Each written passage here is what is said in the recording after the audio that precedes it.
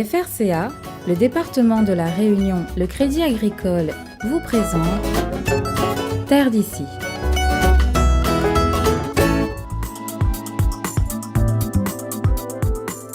Elles ont contribué à changer la vie de beaucoup d'agriculteurs. Depuis 3 décennies, les CUMA ont révolutionné les conditions de travail dans les champs. Le principe est simple. En se regroupant en coopératives, les planteurs peuvent ainsi accéder plus facilement à la mécanisation. L'objectif de se mettre en CUMA, c'est permettre à des agriculteurs de bénéficier du matériel performant, neuf, et qui ne pourraient pas avoir tout seul et la moitié tout seul. Et par exemple, où on est en ce moment avec la CUMA chargement avec 20 belles, un agriculteur tout seul à 500-600 tonnes de canne, il ne pourrait pas la monter. Et l'objectif, c'est de regrouper pour pouvoir acquérir ce matériel et surtout baisser le coût. Président de la CUMA de Vincent-d'Eau, Jean-Marc Lebon se souvient de la création, en 1990, de cette première coopérative de chargement de canne. Chacun est travaillé de l'autre côté. Et après, M. Gondin lui a eu l'idée d'essayer de monter une CUMA. Et comme le travail devenait un peu pénible, tout le monde a compris tout de suite que c'était une bonne chose. Et bien, tout le monde a adhéré, il n'a pas eu de problème jusqu'à maintenant. Aujourd'hui, la CUMA de Vincent-d'Eau regroupe 14 planteurs de ce secteur de Saint-Joseph. Des producteurs canniers qu'il a fallu convaincre au départ de l'intérêt de faire partie d'une CUMA, une coopérative d'utilisation de matériel agricole. Vous ne savez pas c'était quoi une CUMA? Non, au début, il fallait changer de mentalité. Il y a certains planteurs qui ne savaient même pas c'était quoi une CUMA.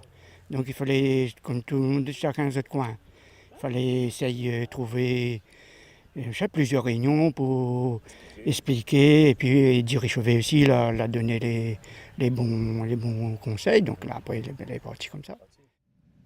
Au départ, on a fait plusieurs réunions pour bien expliquer ce qu'on attendait d'eux à l'intérieur de la CUMA. Ils ont compris l'avantage qu'il va y avoir. Après, ça a été mis en place et depuis, la CUMA, elle fonctionne très bien. Il y a eu des anciens qui sont partis à la retraite et les enfants qui ont repris l'exploitation, qui sont restés adhérents de la CUMA. Et ils sont restés à une moyenne de 14 à 15 adhérents de la CUMA pour un tonnage de 7 000 à 8 000 tonnes de canne.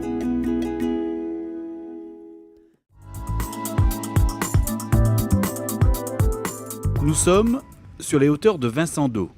Dans cette zone agricole de Saint-Joseph, une quinzaine de producteurs canniers s'est regroupée voici près de 30 ans pour créer la première CUMA du secteur, une coopérative de chargement de canne.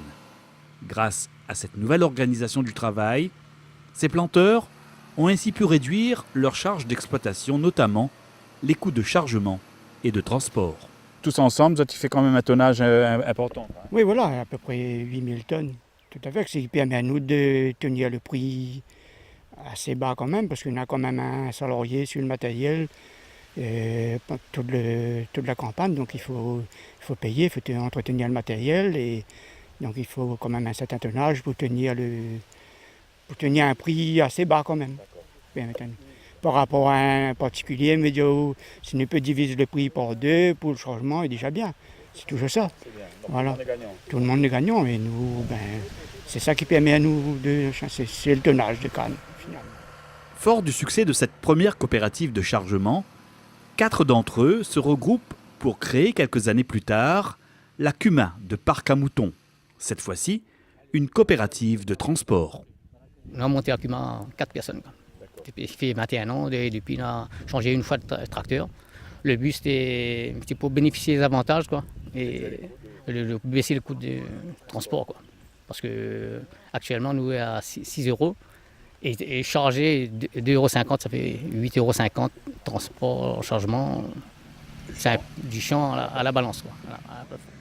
Grâce à la mécanisation, le chargement d'une remorque de canne est désormais devenu presque un jeu d'enfant. Pour changer une remorque, avant c'était au moins 2 heures de temps. Et les petites remorques, pas ce grosses remorques comme ça, les petits camions. Mais là, il peut faire quoi en une demi-heure à peu près. Et les panneaux qu'il fait, c'est la machine. Soulage à nous bien comme il faut, parce que nous étions mal barrés, il fallait arrêter. S'il fallait continuer à la main comme avant, il fallait arrêter. Ah non. Des aides du FEADER, le Fonds européen pour le développement, permettent ainsi de financer jusqu'à 60% des investissements en matériel, plafonnés à 120 000 €. Si une CUMA investit sur 120 000 € d'investissement, elle bénéficiera de 72 000 € de subvention.